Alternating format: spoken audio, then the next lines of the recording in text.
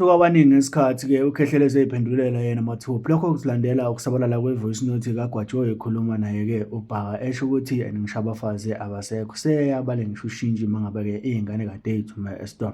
Sawubona kuphi nokuphi la kufunye khona lo mbuso njengamanje. Kubingelela yena Mathinta Toes. Into emzini mqomo lamehlakha abanye baqomela imali wazi. Ngana kwethu ngabe usuku lakho lokuqala la ngicela uzenze ukulungela upress subscribe button ushare phana comment. Wenze sure ukuthi uyalike ukuze njalo uma sikufaka amavidiyo kube wena oqala ukuthola notification. Wenze sure ukuthi ividiyo ilalela eziphele bese kuyima ukhomenda ngendlela ke oyiqonda ngayo ivideo. Khehlalezi phendula abantu abaningi njengoba ke bese kusabalela ukuthi akasenalutho. Abafazi bahambile kanye ke nezimoto sekuyabheda kanye kanti ke mangabe ethume izingane esitolo seyibuze nanezilipho okukhomba ukuthi azimrobhi yini ngakushintsha. Lokho ke kushiwo uGwajoyi ekhuluma naye ke King Bhaka lapha ke kwenye yama voice note asabalela inkulumo yokuxhumana.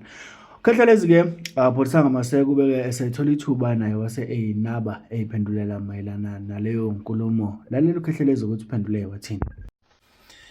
Yindumandumane yadume ezweni isihlahla somdlebe nodela mzimba bejempejempa zona empandla inhliziyo zamadoda ibomvu nabasethethe nabasenyimba nemkhonto kwazi igazi ndaba ikhala amanzi dictionary ndaba zadidi umndeni ngalunywa njengaphethe nduku ngathi ngiyakha kwabhidli ngathi ngiyafulela kwanetha siqugula mdala ohlale emoshali chiya mtolo maka ngathi uto ngavuleka indlela nabohlanga nginibingelela eJohannesburg konyama kayipheli kuphela amazinyo endoda. Lalela ke uKhehlelezi lo okhulumayo abaningi bathi WhatsApp ndoda hey wathula man ndoda awuposti kanti yini usuwile kuphelile yini ngawe. Yes, let it be, asibambeni kanjalo.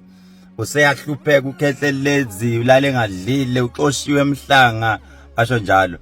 Uxoshiwe emhlanga kubi usehamba ngo-Uber kunjalo nje. Since ngathatha i-decision yokuthi angisapost izinto zami sengine peace of mind because abaningi abasanginaki ukuthi ngenzani kanjani i-peace of mind, and there are some reasons why kungafanele empilweni uposte i-success yakho. Kumnandi ukuphumelela without showing people because awuzondwa nanoma ubani kodwa uyohlonishwa on a level yakho ephansi. Kunabantu abaphumelelile abangapost abahlonishwayo futhi abanganakeki abanazo izitha. So I've decided maybe ukuthi let me just reduce posting, maybe impilo ingahamba kangcono.